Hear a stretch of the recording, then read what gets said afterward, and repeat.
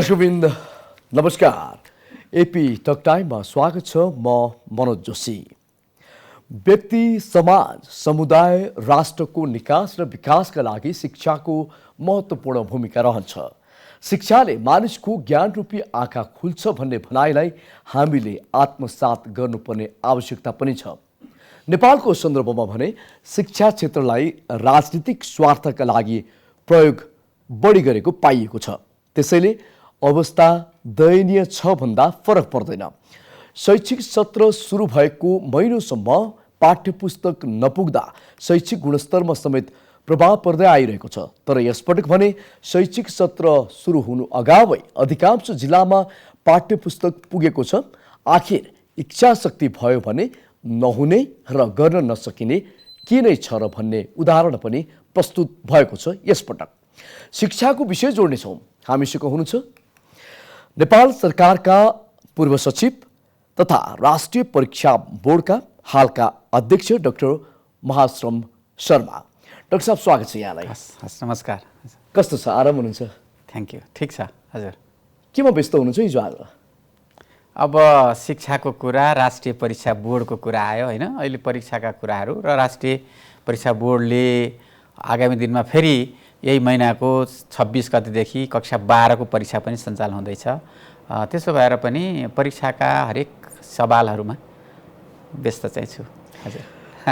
अब केही समयपछि 12 को परीक्षा सञ्चालन हुने कुरा गर्दै गर्दा जब जब परीक्षा आउँछ यो क्षेत्रमा विभिन्न किसिमका विवादहरू, चर्चाहरू हुने गर्छन्।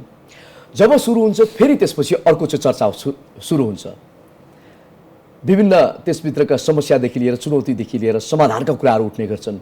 अहिलेको तयारी कस्तो गर्नुभएको छ यहाँले? होइन, धन्यवाद। एकदमै राम्रो कुरा उठाउनु भयो। भर्खरै एसी परीक्षा सकिएको छ। कक्षा 10 को परीक्षामा करिब 5 लाख विद्यार्थीहरूले भर्खरै परीक्षा सकेका छन् र त्यसको अब नतिजा प्रकाशनको क्रममा उत्तर पुस्तिका परीक्षण र नतिजा प्रकाशनको कुरा अगाडि बढेको छ। त्यस्तै आगामी वैशाख 26 गतेदेखि सञ्चालन हुने कक्षा 12 को परीक्षाको तयारी पनि अन्तिम चरणमा लगभग पुगिरहेको अवस्था चाहिँ छ र त्यसमा पनि करिब 5 लाख विद्यार्थीहरू, करिब 10 लाख चाहिँ विद्यार्थीहरूको नतिजा मतलब परीक्षा सञ्चालनदेखि नतिजा प्रकाशनका कामहरू अगाडि बढेका छन् भने अर्कोतर्फ हामीले परीक्षा सुधार, हजुरहरूले भन्नुभयो कि यो सायद मलाई लाग्छ विगतमा जुन हिसाबबाट चाहिँ परीक्षा सुरु हुँदा बित्तिकै धेरै कुराहरू आउने, त्यो त स्वाभाविक केही कुराहरू त आइहाल्छन् नै होइन। शिक्षण सिकाइका कुराहरूमा कमै आए भनेर चाहिँ जुन किसिमको कुरा आउँछ, शिक्षण सिकाइका कुरा पनि आइरहेका छन् र परीक्षाका विषयमा पनि आउँछन्। स्वतः के हो त भन्दाखेरि विद्यालय तहको र युनिभर्सिटी तहको चाहिँ पठन पाठन शिक्षण सिकाइ जुन छ नि, त्यहाँबाट सुरु भएर अनि परीक्षा त एउटा इन्ड प्रोडक्टको रूपमा चाहिँ जान्छ। त्यसैले यो स्वाभाविक कुराहरू हुन्। त्यसैले राष्ट्रिय परीक्षा बोर्डले यसपटक चाहिँ अहिले अब नयाँ हिसाबबाट परीक्षालाई कसरी व्यवस्थित गर्ने र परीक्षा व्यवस्थापनबाट क्लासरुमलाई विशेष गरी शिक्षण सिकाइलाई कसरी सुधार गर्ने भन्नेतर्फ चाहिँ केन्द्रित भएर आफ्ना कामहरू अगाडि बढाएको छ। नयाँ व्यवस्थापन, नयाँ परीक्षण भन्दै गर्दा त्यसमा कस्ता कस्ता कुराहरू पर्छन् र यहाँ लामो समय यस क्षेत्रमा भएको हुनाले हजुर अहिले हाल परीक्षा बोर्डको अध्यक्ष पनि हुनुहुन्छ। हजुर, एक अध्यक्ष अर्थात् कमान्डर तपाईँले चाहनुभयो भने त्यसभित्रको समस्याहरू समाधान गर्नको लागि कतिसम्म सकारात्मक परिणाम निकाल्न सक्छ एक अध्यक्षले चाह्यो भने?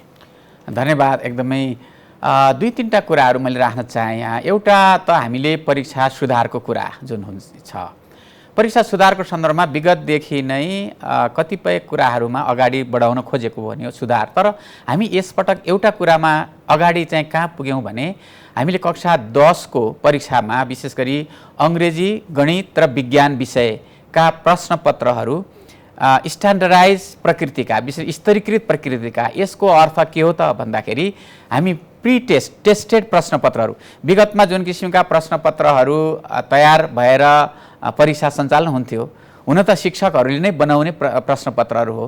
तर यसपटकको प्रश्नपत्रहरू 3 विषयका प्रश्नपत्रहरू शिक्षकले बनाइसकेपछि त्यो विद्यार्थीमा टेस्ट गरेर विद्यार्थीको स्तर अनुसार, हाम्रा नेपालका विद्यार्थीको स्तर अनुसार छ कि छैन भनेर धेरै प्रश्नहरूबाट चाहिँ टेस्ट गरेर त्यो एउटा चाहिँ प्रमाणित गरिसकेपछि यो प्रश्नहरू विद्यार्थीलाई सोध्न योग्य छन् भन्ने खालका चाहिँ बनाइसकेपछि यसपटकको हामीले परीक्षा सञ्चालन गरेका छौँ र 3 विषयबाट सुरु गरेका छौँ। त्यसैले हामी अब के हो त भने नेपालको परीक्षा प्रणालीमा प्रश्नपत्र निर्माणदेखि उत्तर पुस्तिका परीक्षण र नतिजा प्रकाशनसम्मका प्रक्रियाहरूलाई स्ट्यान्डर्डाइज भनेर चाहिँ जुन स्तरीकृत भन्छौँ हामीले त्यो चाहिँ तर्फ हामी अगाडि बढ्यौँ र हामीले चाहिँ कक्षा 8 को सन्दर्भमा एउटा आधारभूत तहको परीक्षालाई पनि व्यवस्थित बनाउने सन्दर्भमा हामीले चाहिँ अङ्ग्रेजी गणित र विज्ञानका प्रश्नपत्रको मोडेल तयार गरेर स्थानीय तहसम्म हामीले पुर्याएका छौँ र हामीले चाहिँ केही शिक्षकहरूलाई जिल्लाका शिक्षकहरूलाई तालिम पनि दियौँ। ती शिक्षकहरूले स्थानीय तहहरूमा चाहिँ तालिम दिनुहुन्छ र चाहिँ हामीले त्यो लाइनबाट शिक्षकहरूलाई ट्रेन्ड बनाउन सक्छौँ। त्यसपछि प्रदेश स्तरबाट विभिन्न प्रदेशमा चाहिँ जुन किसिमको छुट्टा छुट्टै परीक्षा कक्षा 10 को परीक्षालाई हरेक प्रदेशमा छुट्टा छुट्टै प्रश्नपत्र गर्ने किसिमको कुराहरूमा पनि यसपटक स्ट्यान्डर्डाइज छ र कक्षा 12 को सन्दर्भमा पनि हामीले यो खालको कुराहरू अगाडि बढाएका छौँ र अहिलेसम्म 30 विषयका कार्यशालाहरू सञ्चालन गरेर प्रश्नपत्र निर्माणका कुराहरू अब उत्तर पुस्तिका परीक्षण सम्परीक्षणसम्मका कुराहरू गरेका छौँ। यो चाहिँ के हो त भनेदेखि हामी चाहिँ स्ट्यान्डर्डाइज टेस्टतर्फ जुन किसिमको मुभ अगाडि गरेका छौँ यसले चाहिँ हामीले यतिले मात्रै यो परीक्षा सञ्चालन व्यवस्थापन सुधार गरेर मात्र त पुग्दैन, यसले चाहिँ साँच्चै विद्यार्थीको शिक्षण सिकाइलाई कसरी प्रभाव पर्छ भन्नेतर्फ हामी जाने हो र समग्रमा मैले भन्दा चाहिँ हामीले यो शिक्षण सिकाइका प्रक्रियाभित्र शिक्षक चाहिँ यस्तो कम्पोनेन्ट हो जसले चाहिँ कक्षा कोठालाई सुधार गर्न सक्छ, शिक्षकलाई क्यापेसिटी गर्नुपर्छ, शिक्षकलाई ट्रेन गर्नुपर्छ, शिक्षकलाई योग्य बनाउनुपर्छ भन्ने लाइनमा चाहिँ हाम्रा प्रक्रियाहरू अगाडि बढेका छन्। मैले त्यसमै जोडेको थिएँ अर्को एक अध्यक्षले चाह्यो भने शिक्षा क्षेत्रको उन्नतिको लागि विकासको लागि विद्यार्थीको लागि केसम्म गर्न सक्छ? होइन, यो अध्यक्षले चाह्यो भने यो परीक्षाको राष्ट्रिय परीक्षा बोर्डको अध्यक्षको नाताले अध्यक्षले चाह्यो भने के त भन्दाखेरि परीक्षा प्रणालीमा केही परिवर्तन गर्न सकिँदो रहेछ भन्ने खालको कुरा मेरो अहिलेको 1 वर्षको अनुभवले चाहिँ आफैलाई महसुस भएको छ। हिजो म चाहिँ यही सिस्टममा थिएँ, हामीले चाहिँ जुन लाइनमा हामीले काम गरिरहेकै हौँ र अहिले चाहिँ सिस्टमतिर फर्केर फेरि हेर्दाखेरि हामीले गर्न नसकेका होइन हिजोदेखि आजसम्म आउँदा गर्न नसकेका कामहरू अब नयाँ हिसाबबाट जानुपर्छ भन्ने लाइनबाट आएको छ। हिजो पनि हामी कहिलेकाहीँ के प्रश्न उठ्छ भने शिक्षामा चाहिँ कुनै किसिमको मान्छे के रहेछ भने एक्सपेक्टेसन त विश्व परिवेश परिवर्तन भइरहेको छ, एक्सपेक्टेसन त भइहाल्छ नि। नयाँ परिवेश अनुसार सूचना तथा प्रविधिको प्रयोगले चाहिँ अहिले विश्वलाई धेरै नजिक ल्याएको छ। हामी चाहिँ त्यहाँ त्यो सन्दर्भमा हामी कहाँ पुग्यौँ भन्ने कुरा आउँछ। तर हामी फर्केर हेर्दा हामीले 2020-2001 तिर फर्केर हेर्यौँ भने सबैका लागि शिक्षा भन्ने जुन किसिमको एउटा जुन किसिमको नारा हामीले नेपालले चाहिँ अन्तर्राष्ट्रिय रूपमा प्रतिबद्धता गरेर 2015 सम्म सबैको लागि शिक्षा भनेर जुन कुरा गरेको थियो त्यो बेला एकदमै थोरै प्रतिशत बालबालिकाहरू स्कुल जान्थे। तर अहिले चाहिँ 97-98% बालबालिका स्कुल जान थाले। तर यो कुरालाई मात्रै हामीले चाहिँ सन्तोष गर्ने होइन, हामी एक्सेसमा पहुँचको दृष्टिकोणले हामी धेरै अगाडि गएका छौँ। तर त्यसलाई चाहिँ क्वालिटीको कुरामा वास्तवमा हामीले गुणस्तर दिने कुराहरूमा हामी चाहिँ जहाँसम्म पुग्नुपर्ने पुग्न सकिरहेका छैनौँ। त्यसैले हाम्रो चाहिँ मुभ अब चाहिँ के हो त भने क्वालिटी दिने शिक्षामा गुणस्तर कसरी चाहिँ विकास गर्न सकिन्छ भन्नेतर्फ हाम्रो फोकस हुनुपर्छ र त्यतैतर्फ नेपाल सरकार पनि त्यतैतर्फ लागेको अवस्था चाहिँ छ। सकेसम्म डाक्टर महाश्रम शर्मा अहिले बोर्डको अध्यक्ष भइराख्दाखेरि उहाँको टिम लगायत यहाँले पनि कुनै गुनासो गर्ने मौका दिने छैन, दिनुहुन्न भन्ने काममा यहाँ लागिरहनु भएको छ भनेर बुझौँ? त्यसरी बुझौँ। तर चाहिँ के छ भने हामी कतिपय शिक्षा कस्तो रहेछ भने हामी अहिले कुनै कुराहरू हामीले कुनै किसिमको चाहिँ उब्जनी उब्जाउँदाखेरि अहिले गएर ठ्याक्कै चाहिँ रिजल्ट चाहिँ तुरुन्तै देखिने शिक्षा होइन नि। शिक्षा भनेको के हो त भने अहिले चाहिँ हामीले रोप्यौँ, अहिले केही कुरा गऱ्यौँ भने सर्टेन इयर मानौँ न विद्यार्थी एक क्लासमा आएर भर्ना भयो भने 10 वर्ष नभइकन नतिजालाई साँच्चै नतिजामा हामीले देख्न सक्दैनौँ। त्यसैले शिक्षामा त्यति छिटो नतिजा देखिँदैन। तर हामीले गरेका कामहरू कतिपय कुराहरूले आम नागरिकलाई आम चाहिँ सरकारलाई चाहिँ सन्तुष्टि दिनेतर्फ चाहिँ हामी लागेका छौँ र त्यो लाइनमा मेरो चाहिँ पूर्ण रूपले प्रयत्न भइरहेको छ। सर त्यो नतिजा आउँछ मैले चाहिँ म विश्वस्त छु। फेरि कुनै दिन तपाईसँग फेरि यही होइन, एकदमै म कन्फिडेन्ट साथमा भन्छु कि मैले जुन लाइनमा हामी जुन टिमले शिक्षा मन्त्रालय अन्तर्गत वास्तवमा हाम्रो सिस्टमकै कुरो हो नि यो त। हाम्रो सिस्टमले परीक्षालाई सुधार गर्न, परीक्षा प्रणालीलाई सुधार गर्न जुन कामहरू अगाडि बढाएको छ, यसबाट चाहिँ एकदमै मेरो कार्यकालमा कुनै नतिजा निकालेर मात्रै म निस्कन्छु। म त्यो प्रतिबद्धता हजुरसँग व्यक्त गर्न चाहन्छु र सार्वजनिक रूपले पनि म त्यो व्यक्त गर्न चाहन्छु। तपाईँले सोचेको जुन इच्छा शक्ति लिनुभएको छ, यहाँले भर्खरै मात्रै भन्नुभयो, यो प्रतिबद्धता पनि छ, त्यहाँको पुरा होस्। हाम्रो पनि शुभकामना छ यहाँलाई। धन्यवाद। सामाजिक क्षेत्रको महत्त्वपूर्ण एक हिस्सा क्षेत्र मानिन्छ शिक्षालाई, तर नेपालको समग्र यहाँले हेर्ने जुन क्षेत्र बाहेक अन्य क्षेत्रको विषयमा त हामीले जुन हिसाबले महत्त्वपूर्ण हिस्सा, महत्त्वपूर्ण क्षेत्र मानिरहेको छ, त्यसको ठिक उल्टो देखिरहेको छ। यो एक किसिमको व्यथिति शिक्षामा मौलाएको छ। के भन्नुहुन्छ यहाँले, स्वीकार्नुहुन्छ? धन्यवाद। यो के छ भने हामी जुन किसिमको परिवेश अन्तर्राष्ट्रिय रूपमा आएको छ र नेपालमा जुन किसिमको राजनैतिक परिवर्तन आयो, जनताका एक्सपेक्टेसनहरू चाहिँ जुन हिसाबले बढ्दै गए र वास्तविक रूपमा पनि जनताको आकांक्षा अनुसार सामाजिक क्षेत्रहरू विशेष गरी शिक्षा, स्वास्थ्य जस्ता जुन विषयहरू छन्, यो विषयमा चाहिँ जनताको जुन किसिमको अपेक्षा थियो, त्यो अपेक्षा अनुसार चाहिँ शिक्षा, स्वास्थ्य जस्ता विषयहरूमा चाहिँ जुन किसिमको व्यवस्थित रूपबाट चाहिँ हरेक प्रक्रियाहरू अगाडि जानुपर्ने हो, त्यो कुराहरू अगाडि जान नसकेको यथार्थ हो। तर यति हुँदाहुँदै पनि हामी त्यसमा चाहिँ एकदमै पछाडि भएको, गर्नै नसकेको भन्ने होइन।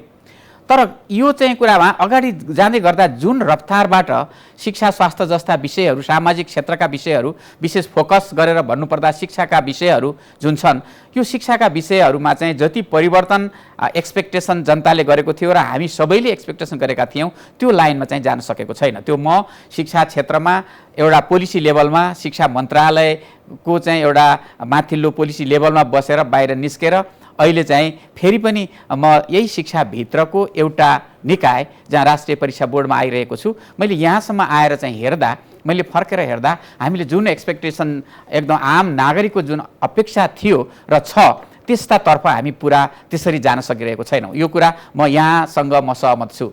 तर यस्तो भनेर हामी जहिलेसुकै हामीले चाहिँ गरेन भनेर होइन कि के कुरा राम्रो गऱ्यौँ, त्यो राम्रा गरेका कुरा हामी समाजमा अहिले चाहिँ हेर्दाखेरि हरेक ठाउँहरूमा नराम्रा कुरा मात्रै हामीले चाहिँ बाहिर ल्याएका छौँ।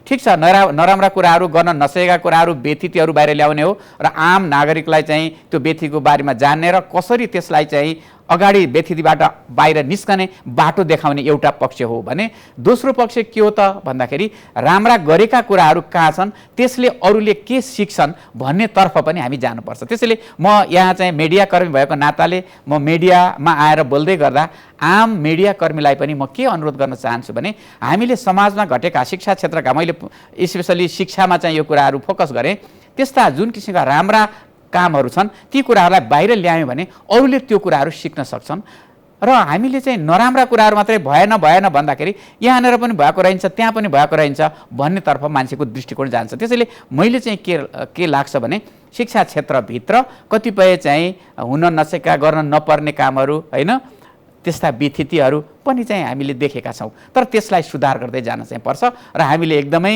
स्पष्ट रूपले चाहिँ भन्नुपर्छ र राम्रा गरेका कुराहरूबाट अरूले सिक भनेर पनि जानुपर्छ। यो गुणस्तरको कुरा सरले अघि उठाउनु भएको थियो। शिक्षामा गुणस्तरको निम्छरो अवस्थालाई अन्त्य गरेर शिक्षालाई एउटा भविष्य देख्ने विद्यार्थीहरूको लागि त्यही किसिमको बाटो निर्धारण गरेर अझ हाम्रो शिक्षा परिष्कृत गर्दै लैजानको लागि के गर्न सकिन्छ सर? एकदमै धन्यवाद। यो प्रश्नको लागि म एकदमै धन्यवाद दिन चाहन्छु। वास्तवमा हामी सबैभन्दा मुख्य कुरा के रहेछ भने शिक्षामा सबभन्दा मेजर कुरो पाठ्यक्रम हो। करिकुलम हामीले कस्तो बच्चा उत्पादन गर्ने, देशले भोलि चाहिँ त्यो बच्चालाई कुन उद्देश्यका साथ के चाहिँ कक्षा 10 पुरा अथवा बेसिक एजुकेसन पुरा गरेपछि र विद्यालय शिक्षा पुरा गरेपछि र उच्च शिक्षामा जाने बेलासम्म र नेपालको उच्च शिक्षाले कस्तो खालको चाहिँ प्रोडक्ट दिन्छ, वास्तवमा कुन किसिमको जनशक्ति उत्पादन गर्छ, त्यो कुरा मुख्य चाहिँ केले निर्धारण गर्छ भने पाठ्यक्रमले। त्यसैले हामीले सबैभन्दा पहिला देशको परिवेशलाई हेरेर अन्तर्राष्ट्रिय अनुभवको आधारमा हाम्रो आफ्नै परिवेशलाई कुन किसिमको चाहिँ जनशक्ति आवश्यक छ, त्यो खालको अवस्थामा चाहिँ पाठ्यक्रमलाई हामीले रिभ्यू गर्ने हो।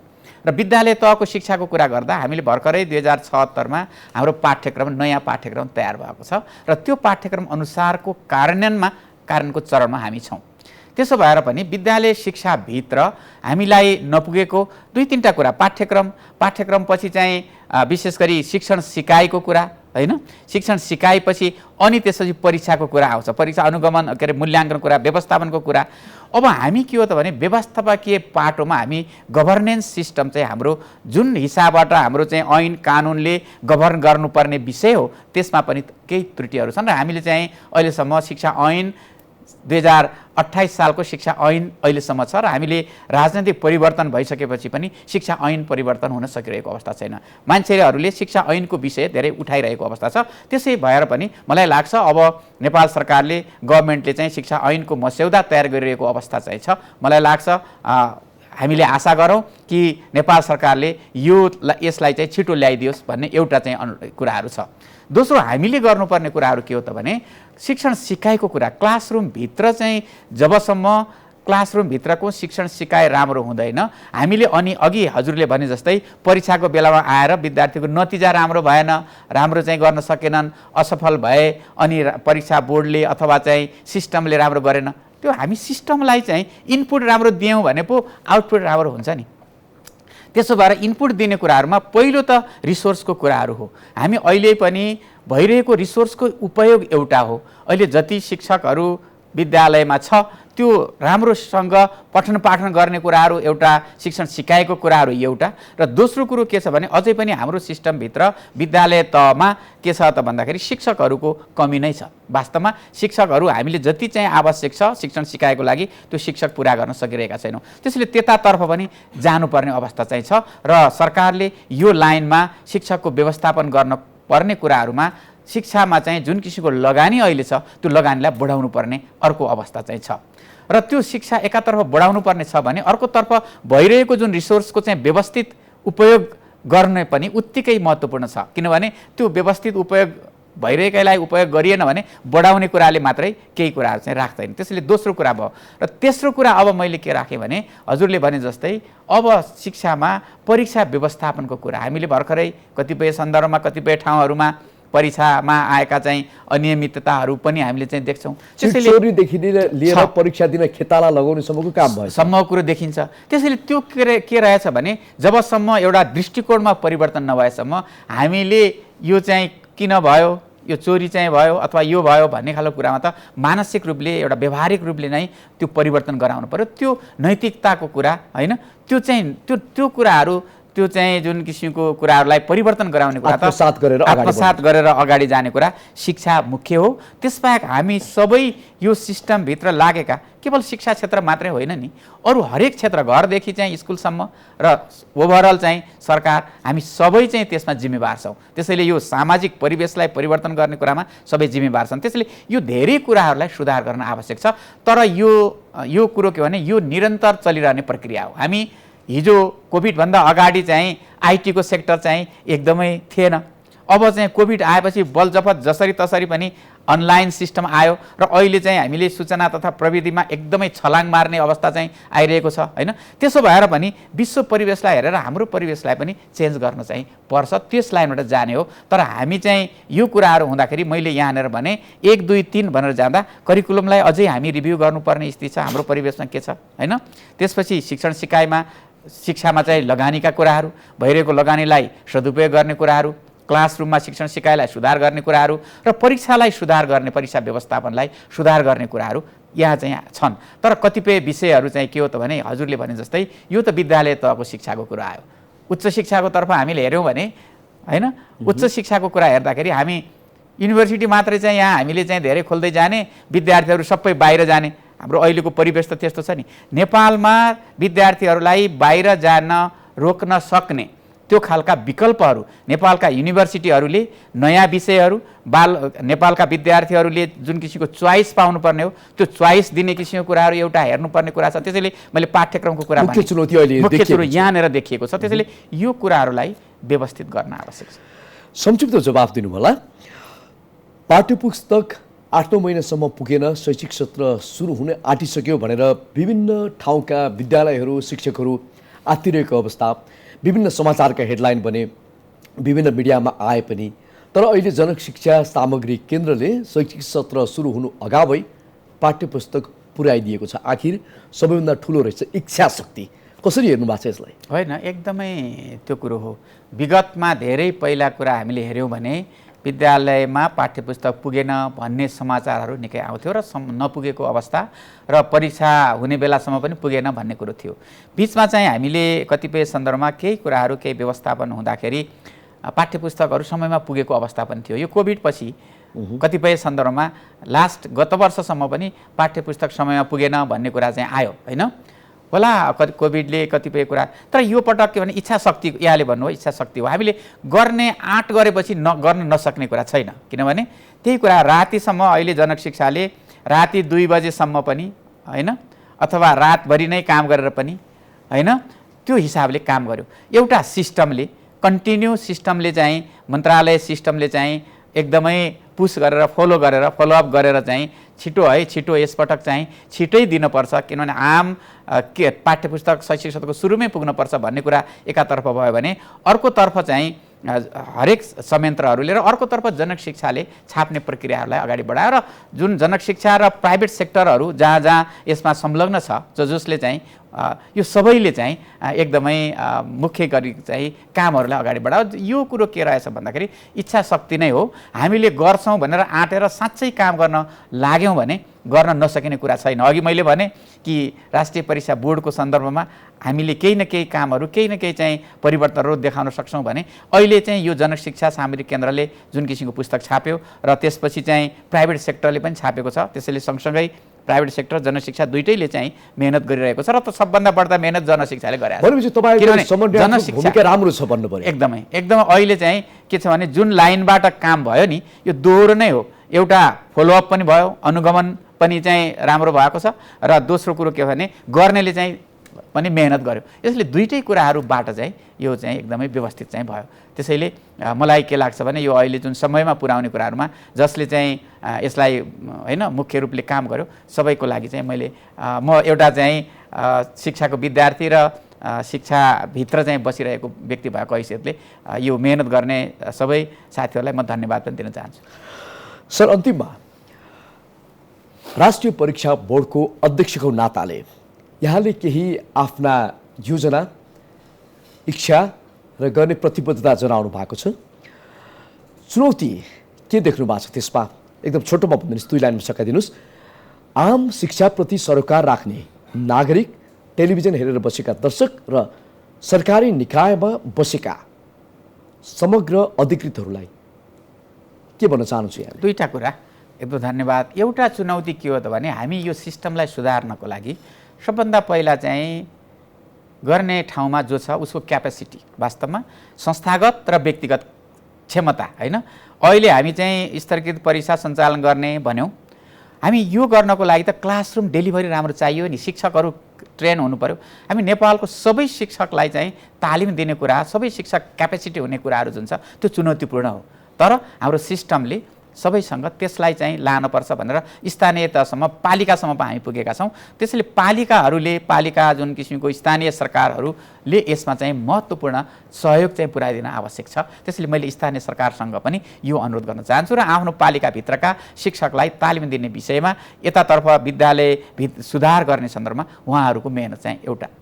दोस्रो कुरो के छ भने हामी अहिले यी सबै कुराहरूमा आइटीको कुरा छ नि, सूचना तथा होइन यो सूचना को चाहिँ महत्त्वपूर्ण, प्रविधिको चाहिँ महत्त्वपूर्ण चाहिँ कुरा छ। हामी हरेक कुराहरूमा चाहिँ छिटो काम गर्नको लागि सूचना प्रविधिलाई महत्त्वपूर्ण रूपले लिन्छ। त्यसैले यो नेपालको कन्टेक्स्टमा हामी अहिले अनलाइन मिटिङ गर्न खोज्यौँ।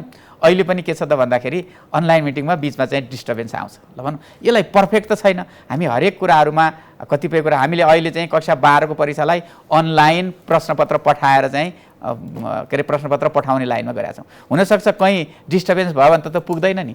त्यसैले यो चाहिँ कुराहरूमा मैले चाहिँ के छ भने वास्तवमा सूचना तथा सञ्चार प्रविधिको जिम्मेवारी लिने सूचना तथा सञ्चार मन्त्रालयलाई पनि के अनुरोध गर्न चाहन्छु भने यो खालको हाम्रो शिक्षा, स्वास्थ्य, जुनसुकै सामाजिक क्षेत्रमा पनि सूचना र प्रविधिको महत्त्वपूर्ण चाहिँ भूमिका छ। त्यसैले यो कुराहरूलाई हरेक ठाउँहरूमा यसको चाहिँ व्यवस्थापन गर्ने कुराहरूमा उहाँहरूको पनि महत्त्वपूर्ण। हामी शिक्षा भन्छौँ, शिक्षा एक्लैले काम गर्न सक्दैन, त्यसैले सबैको साझा जिम्मेवारी हो।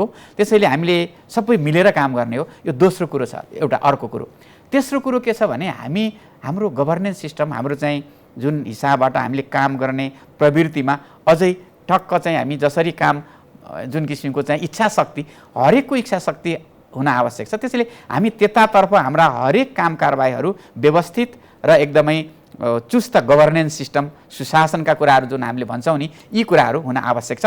यो कुराहरू चाहिँ भयो भने हामी चाहिँ सजिलैसँग अगाडि बढ्न सक्छौँ। दुई लाइनमा दर्शकलाई के भन्न चाहनुहुन्छ? यो सबैको, यो शिक्षालाई सुधार गर्ने, स्वास्थ्यलाई सुधार गर्ने, विशेष गरी शिक्षालाई सुधार गर्ने सबैको जिम्मेवारी हो। एउटा ठाउँबाट, एक ठाउँबाट एउटा नेतृत्वले मात्रै गरेर पुग्दैन। हरेकको सहयोग भयो भने नेतृत्वले चाहिँ अगाडि चाहिँ बढ्न सक्छ। त्यसैले सबैसँग, सबै सरकारवालाहरूलाई म चाहिँ के अनुरोध गर्न चाहन्छु भने हामी शिक्षा सुधार गर्ने, शिक्षा बिना चाहिँ अरू कुराहरूको सुधार हुन सक्दैन। शिक्षा चाहिँ आधार हो। यसलाई सुधार्न सबैको सहयोग अपरिहार्य छ। सबैले चाहिँ सँगै मिलेर काम गरौँ। सर, यहाँसम्म आएर आफ्नो महत्त्वपूर्ण भनाइ राखिदिनु भयो, त्यसको लागि यहाँलाई धेरै धेरै धन्यवाद। हस्, धन्यवाद। हस्, नमस्कार हजुर। दर्शकवृन्द, आज हामीले कुरा गर्दै थियौँ समग्र शिक्षा क्षेत्रमा, त्यसमाथि पनि अब 12को परीक्षा आउँदैछ।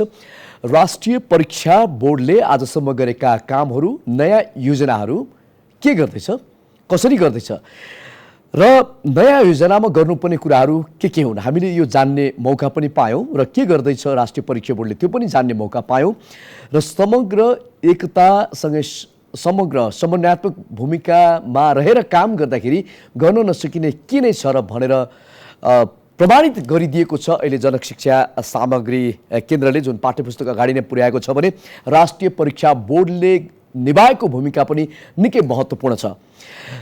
यसका समस्या समाधान, चुनौती र शिक्षालाई अझ एक गतिशील दिनको लागि के गर्न सकिन्छ भन्ने विषयमा हामीले कुराकानी गर्दै थियौँ डाक्टर महाश्रम शर्मासँग। उहाँ नेपाल सरकारका पूर्व सचिव तथा राष्ट्रिय परीक्षा बोर्डका हालका अध्यक्ष हुनुहुन्छ। एपी1 हेर्दै गर्नुहोला। नमस्कार।